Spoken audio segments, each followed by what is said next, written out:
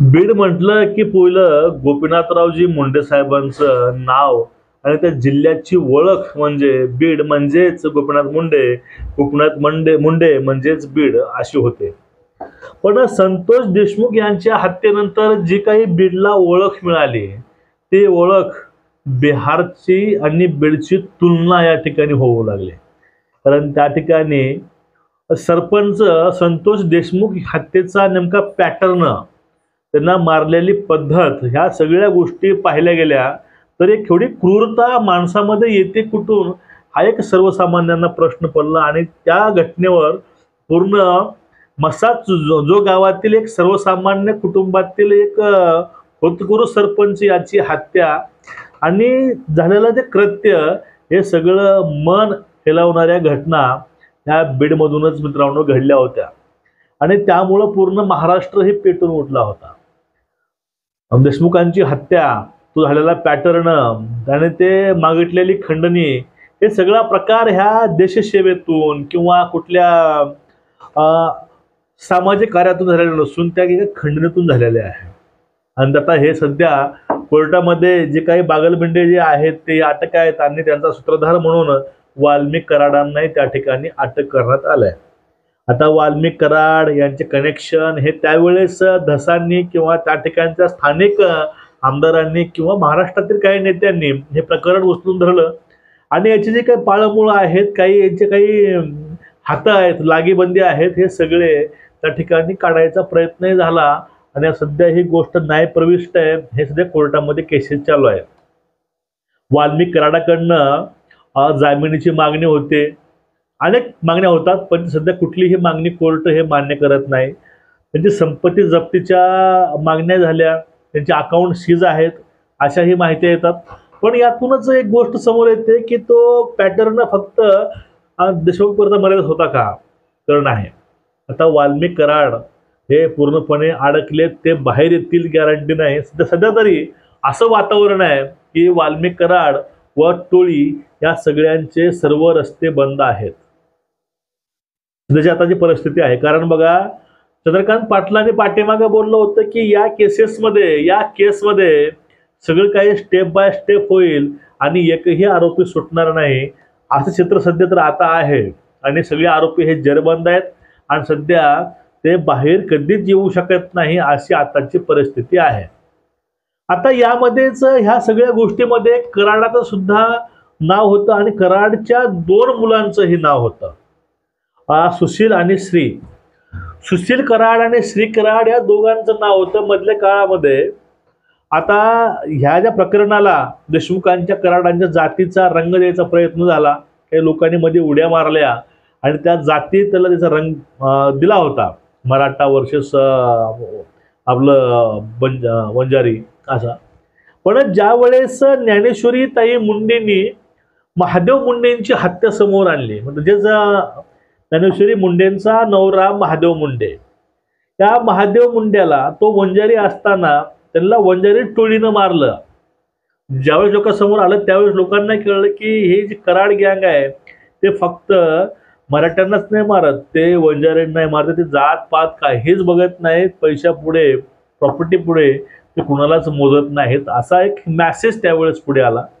पण महादेव मुंडे यांची हत्या करणारा गोट्या गीते, आता गोट्या गीते सध्या फरार आहे. तो व्यक्ती पटरीवर बसून व्हिडिओ करतो, व्हिडिओ पोस्ट करतो आणि पोस्ट करूनही तो अद्यापही पोलिसांच्या जाळ्यामध्ये आला नाही, तो सध्या अटक आहे. मग हा गोट्या गीते यांनी महादेव मुंडेचा काटा काढला. कारण काय होतं? कारण होतं फक्त 12 गुंठे जागा, म्हणजे अर्धा एकर पण नाही, फक्त 12 गुंठे जागासाठी त्या ठिकाणी ती जागा पाहिजे होते सुशील कराडांना. आणि त्यामुळं हे जागा त्यांना भेटत नव्हती आणि त्यामुळं सुशील कराडांनी काटा हा महादेव मुंडेंचा ते गोट्या गीतेच्या माध्यमातून काढला. म्हणजे गोट्या गीतेला चालवणारा कोण होता? सुशील कराड होता. आणि यांचे जे काही बॉस होते, बॉस वाल्मिक कराडच. म्हणजे ह्या पण एका कटाचं किंवा ह्या हत्येचा सुद्धा मास्टर माइंड जे ते हे असते धार, ते वाल्मिक कराडापर्यंत येऊन थांबते आणि तिकडून देशमुखांच्या हत्येची पण पाळामुळं हे कराडपासून थांबतात. दोन्हीही हत्येचा संबंध हा कराडांशी आहे. मग अशा ज्या टोळ्या आहेत ह्या टोळ्या बीडमध्ये चौकट पसरल्यात का, किंवा 12 गुंठेपायी महादेव मुंडेला मारलं गेलं, मग ते मुळशी पॅटर्नवर सुद्धा भयानक कृत्य हे बीडमध्ये चाललंय. असे जे आरोप आहेत ते कराडचे पूर्वीचे मित्र बाळा बांगर यांनी केलेलं आहे. बाळा बांगरांनी मीडिया समोर येऊन ह्या सगळ्या गोष्टी मांडल्या. सुशील कराड आणि श्री कराड तरी असं मॅटर बाहेर निघालंय की लोक म्हणतात की परळीमध्ये जे काही गांजा वगैरे आहे हे गांजा सप्लाय करायचं पूर्ण काम हे श्री कराड बघतात आणि जे गर्दुले आहेत त्या गर्दुल्याची टोळी ही नेहमी सोबत असते ते सप्लाय करण्यासाठी. आणि पूर्ण परळीला बीडला गांजा याच्या मार्फत पुरवला जातो अशा चर्चा सध्या चालू आहेत मीडियामध्ये. आता महादेव मुंडेच्या हत्येच्या बाबतीमध्ये सुशील कराड आणि श्री कराड या दोघांचं नाव येतंय. सध्या गोट्या गीते हा फरार आहे. या ठिकाणी असंही बोललं जातं गोट्या गीते ही वाल्मिक कराडपेक्षा जास्त डेंजर आहे आणि त्यालाही अटक करा. सुशील कराड आणि श्री कराड ह्या दोघांनाही अटक करा. त्यांनी हे कृत्य घडवून आणलंय महादेव मुंडेचं. त्या फक्त 12 गुंठे जमिनीसाठी हे कृत्य घडलंय. आणि ज्यावेळेस याचा न्याय मिळण्यासाठी ज्ञानेश्वरी मुंडे यांनी पुढाकार घेतला त्यावेळेस त्यांना न्याय मिळत नव्हता. त्यांनी यातूनच आत्महत्या करण्याचा प्रयत्न केला. मग त्यावेळेस घरापर्यंत जे मध्यस्थी माणसं यांच्या माहेरामध्ये पाठवले गेले यांच्या वडिलाकडं आणि तिकडं माणसं पाठवून त्या ठिकाणी ते जमीन 12 गुंठे होती ते परत नावावर करायची ऑफर त्याने दिली होती असंही ज्ञानेश्वरी मुंडेनं सगळं हे मांडलेलं आहे. आता महादेव मुंडे यावरून ज्ञानेश्वरी मुंडेंनी मुख्यमंत्र्यांची भेट घेऊन किंवा सगळ्या गोष्टींचं या ठिकाणी भेट घेऊन सगळ्यापर्यंत निवेदन देऊन या ठिकाणी एक ही झालेली आहे की ह्या आरोपींना लवकरात लवकर जेल बंद करा आणि आम्हाला न्याय द्या. महादेव मुंडेंना न्याय मिळाला पाहिजे ही मागणी आत्तापासूनची नाही. हे मागणी संतोष देशमुखाच्या हत्येपासून चालू आहे. देशमुखांच्या हत्येला जे काही प्रकरण पूर्ण महाराष्ट्रानं उचलून धरलं होतं त्यावेळेसच महादेव मुंडेचं प्रकरण पुढे आलं आणि बीडमध्ये असं बोललं जातं की या सगळ्याच्या माध्यमातून या अनेक टोळ्या हे अलग अलग भागामध्ये हे चालतात.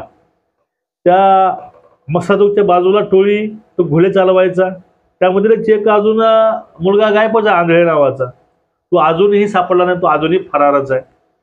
आणि इकडे टोळी गोट्या गीते अशा अनेक टोळ्या हे त्या ठिकाणी मित्रांनो ह्या ॲक्टिव्ह आहेत.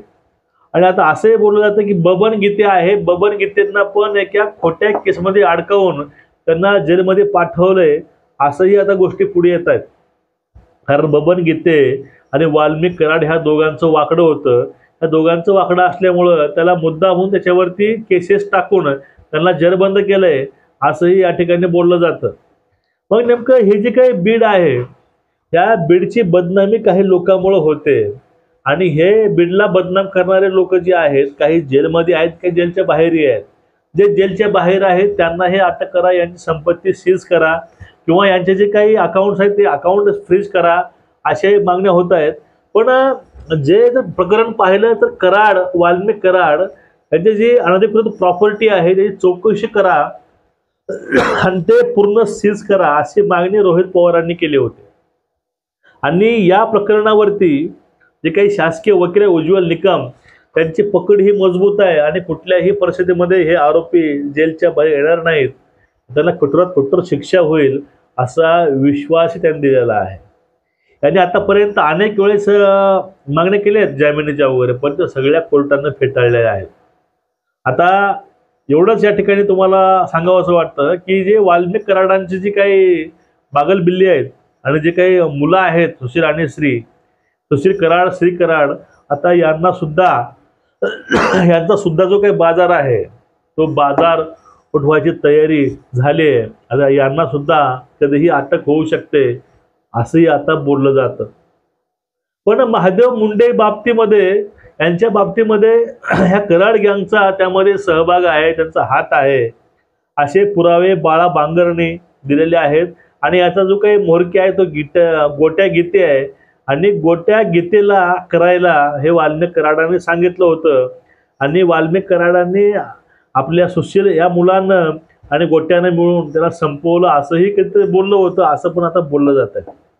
मग एकूणच वाल्मिक कराडाच्या बघा, कुठले तुम्ही कर्म करा ते कर्माची परतफेड ही तुम्हाला करावी लागते. आज तर उद्या होईल, पण खुदा के घर में देर है लेकिन अंदर नाही. देवाकडे उशीर होईल पण हा न्याय मिळतोच. देवाच्या कटेचा आवाज येत नाही पण बरोबर ते लागते, हे काही खोटं नाही. आता वाल्मिक कराडाचा बाजार उठला होता, आता बाजार या दोन्ही पोरांचा उठतोय. आता म्हणूनच हा व्हिडिओ मला करावासा वाटला की यामध्ये नेमकं हे तथ्य आहे आणि ह्या सगळ्या गोष्टी असे चालू आहेत. पण सगळ्या ह्या गोष्टी हे गृहमंत्री साहेब अतिशय चांगल्यापणाने हँडल करत आहेत. आपलं डिपार्टमेंट चांगल्या प्रकारे हँडल करत आहे. त्यामुळं त्या आरोपींना चांगली शिक्षा होईल आणि जे काही फिर्यादी आहेत त्यांना न्याय मिळेल अशीच या ठिकाणी आशा वाटते. तुमचं एकूणच ह्या प्रकरणावरती मत काय नक्कीच व्यक्त व्हा. व्हिडिओ शेअर करा. नमस्कार.